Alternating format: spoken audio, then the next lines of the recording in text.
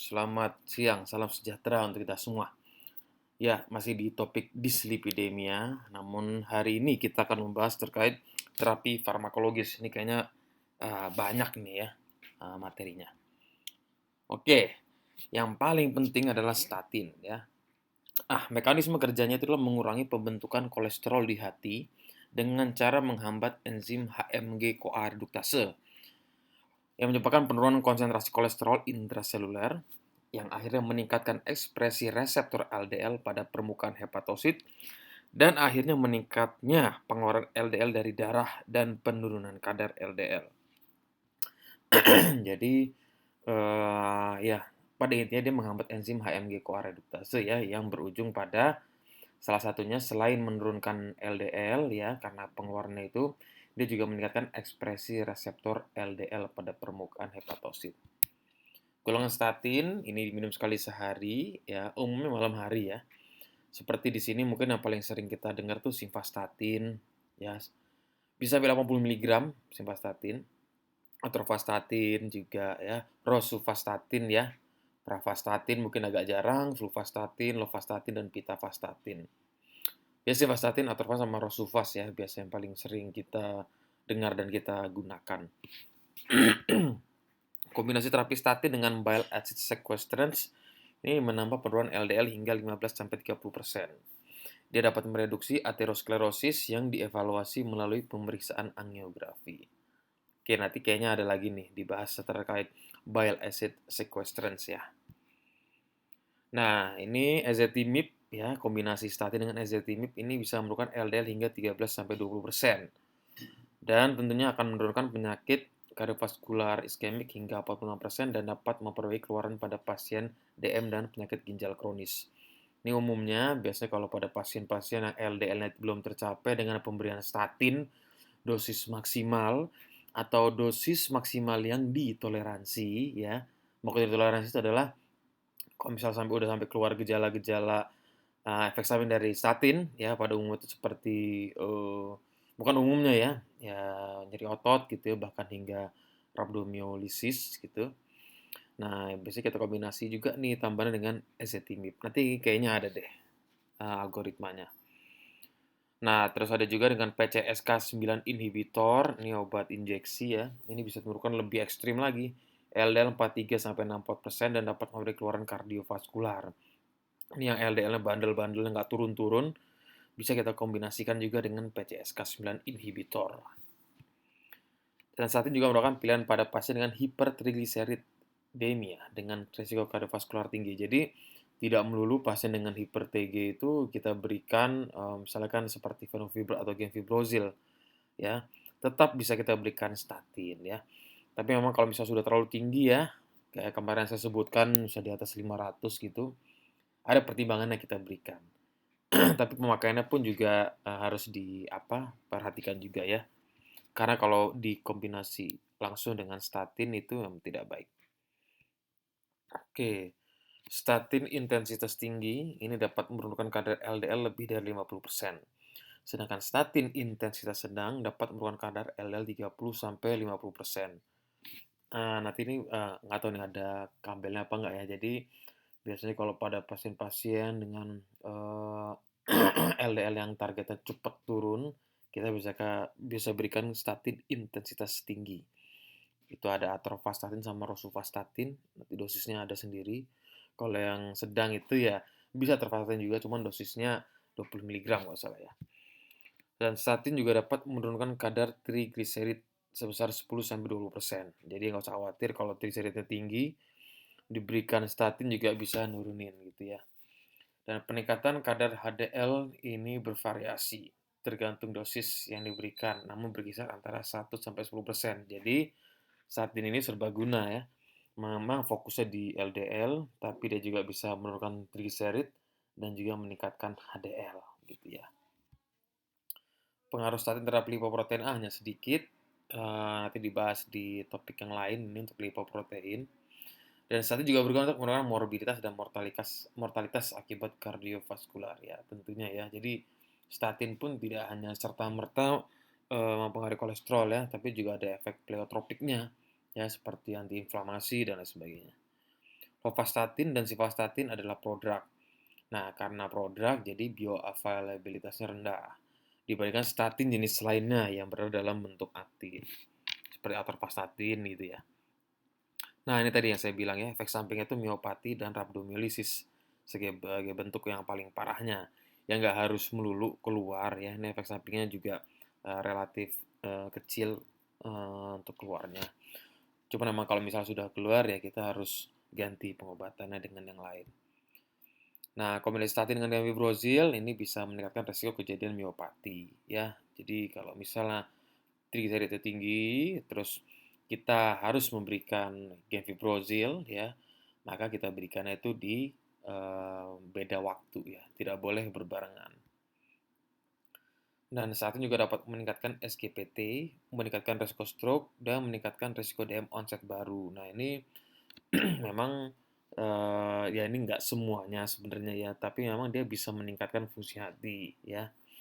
Meningkatkan resiko stroke ini ya memang tertulisnya seperti ini ya. Cuman kalau risiko DM itu terkadang suka rancu karena pada pasien-pasien dengan yang dislipidemia memang sudah terkena metabolic syndrome gitu ya. Jadi ya nggak menutup kemungkinan memang sebenarnya dia udah ada bakat-bakat untuk terjadinya DM seperti itu.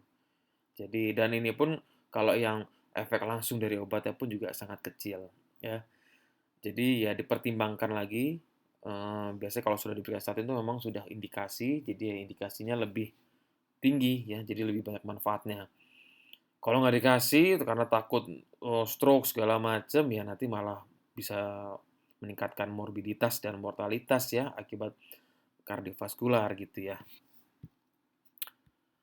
Dan ada studi HOPE 3 dan Jupiter, ini di mana laki-laki usia lebih dari 50 tahun atau perempuan usia lebih dari 60 tahun dan disertai dengan salah satu faktor risiko seperti HDL rendah, GDP terganggu, peningkatan lengan pinggang, merokok, hipertensi itu mempunyai efek yang baik dalam pemberian statin terhadap penurunan risiko kejadian kardiovaskular ya, ini sudah jelas ya. Ada juga Hitch Prosper, itu dia memberikan pitavastatin dengan ezetimibe. Ini menunjukkan keluaran kejadian kardiovaskular yang tidak berbeda secara signifikan dengan pemberian monoterapi pitavastatin. Ya. Ada studi KMIC dan Nippon Data 80. Hipertensi dan hiperkolesterol berhubungan erat dengan kejadian CVA, ya, cardiovascular accident. Dan pemberian statin dosis tinggi dapat menyebabkan insiden stroke iskemik, namun meningkatkan stroke hemorrhagic, gitu ya. Ini CVA berarti cerebrovascular ya, maaf. Itu apa namanya merupakan insiden stroke iskemik. Ya, tapi meningkatkan stroke hemorrhagic ya kalau dari penelitian ini. Oke, nah ini bile acid sequestrans ya. Nah, ini mekanisme kerjanya menurunkan kolesterol melalui hambatan terhadap absorpsi asam empedu pada siklus enterohepatik. Jadi sintesis asam empedu oleh hati sebagian besar akan berasal dari cabang kolesterol hati sendiri. Jadi asam empedu ini itu apa namanya sintesisnya sebagian besar oleh hati ya. Dan proses katabolismenya itu menyebabkan peningkatan reseptor LDL yang pada akhirnya menurunkan LDL dalam darah. Jadi bile acid sequestran ya itu juga bisa menurunkan LDL dengan dengan mekanisme itu ya salah satunya ya peningkatan reseptor LDL dan juga menurunkan kolesterol ya melalui hambatan terhadap absorpsi asam empedu seperti kolestiramin, kolestipol, kolestevelam. Ini juga bisa menurunkan kadar gula darah ya dengan mekanisme yang belum diketahui dengan pasti. Dan dosis yang umumnya digunakan itu 24 gram untuk kolestiramin, 20 gram untuk kolestipol, 4,5 gram untuk kolesevelam. Bisa menurunkan LDL sebesar 18-25%. Mungkin yang sering kita dengar tuh kolestiramin ya. Kolestiramin. Kolesevelam tuh kayaknya pernah dengar, cuma nggak yakin. Kolestiramin sih yang bisa kita gunakan. Jadi sebenarnya ada tempatnya kalau kita berikan statin ditambah dengan kolestiramin gitu ya. Hitung-hitung juga nurunin kadar gula darah ya pada pasien-pasien dengan diabetes. Efek sampingnya tapi ini ya flatulence, konstipasi, dispepsia, nausea. Jadi kadang pasien dengan dislipidemia itu terkadang sudah bareng sama diabetes. Dan kadang diabetes kita berikan golongan obat metformin gitu ya. Nah, metformin itu juga suatu efek sampingnya itu juga ya sama dispepsia juga. Jadi kadang kalau diberikan tambahan bile acid sequestrants, ini bisa menyebabkan peningkatan efek samping. Tapi sekali lagi ya, yang namanya efek samping ya bisa keluar, bisa enggak gitu ya. Lalu asam fibrat. Nah, asam fibrat ini mengaktifkan enzim lipoprotein lipase dan dia memecahkan trigliserid ya. Ini salah satu juga sering dipakai pada pasien-pasien dengan hipertrigliseridemia yang tinggi atau memang ya hiper TG aja dia ya, nggak ada peningkatan LDL. Ini juga meningkatkan kadar HDL dalam darah ya. Terus ada 4 jenis ya, gemfibrozil, besafibrat, ciprofibrat, dan fenofibrat ya. Biasanya gemfibrozil dan fenofibrat yang sering kita gunakan. Gemfibrozil dosisnya 600 mg 2 kali sehari ya, dan fenofibrat 45 sampai 300 mg sekali sehari. Kita bisa mulai biasanya kalau yang sering beredar di pasaran itu terutama fenofibrat ya yang sering saya lihat. Itu ada yang kapsul yang 100 mg. Itu kita bisa berikan sehari sekali dulu, nanti bisa ditingkatkan sampai 300 mg sekali sehari. Dan fibrat hanya direkomendasikan sebagai terapi lini pertama hipertegenaan yang saya kemarin omongin ya. Di sini patokannya lebih dari 500. Dengan tujuan utama mencegah pankreatitis. Jadi kalau lebih dari 500 itu bisa menyebabkan pankreatitis yang diinduksi oleh trigliserid. Dan kombinasi, nah ini ya, yang fibrat dengan statin harus diwaspadai miopati. Ya, jadi sebaiknya fibrat pagi hari, statin malam hari, gitu ya, untuk menurunkan kejadian miopati.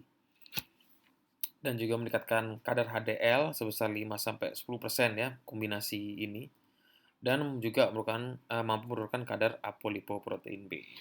Gitu.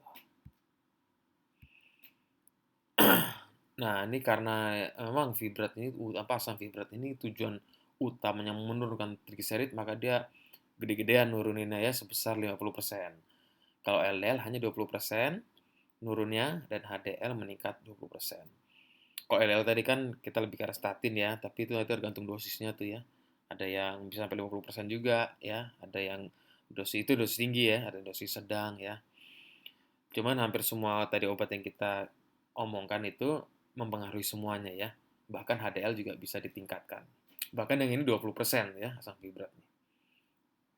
Nah, ini umumnya ditoleransi dengan baik. Sedikit efek samping terkait gastrointestinal dapat meningkatkan kadar kreatinin serum dan juga homocysteine dalam jangka pendek maupun panjang. Tapi kalau dihentikan, ya ini akan kembali normal. Ya ini nggak selalu seperti ini ya. Kalau gemfibrozil itu menghambat metabolisme statin melalui jalur glucuronidase yang berujung pada peningkatan kadar statin dalam plasma. Nah, jadi makanya ini kenapa statin itu gemfibrozil lebih tidak dipilih dibanding fenofibrat. Karena di sini meningkatkan kadar statin sehingga meningkatkan efek samping seperti itu ya. Dari studi ACCORD, penurunan fibrat pada pasien DM tipe 2 yang mengkonsumsi statin tidak menurunkan mortalitas atau kejadian kardiovaskular. Namun penurunan fibrat dapat meruat pada populasi risiko tinggi dengan persisten hipertrigliseridemia. Jadi itu ya, fibrat utamanya untuk hipertrigliseridemia. Oke, mungkin ya dari kebanyakan ya kita bahas-bahasnya. Mungkin nanti yang asam nikotinik dan sebagainya kita lanjutkan di video berikutnya aja. Eh, Kalau ada yang ngasih saran, masukan, koreksi, silahkan komen di kolom komentar. Saya sangat apresiasi sekali ya, karena di sini kita sama-sama belajar. Jadi boleh kalau ada feedback. Oke, terima kasih. Sampai bertemu di video berikutnya. Assalamualaikum warahmatullahi wabarakatuh.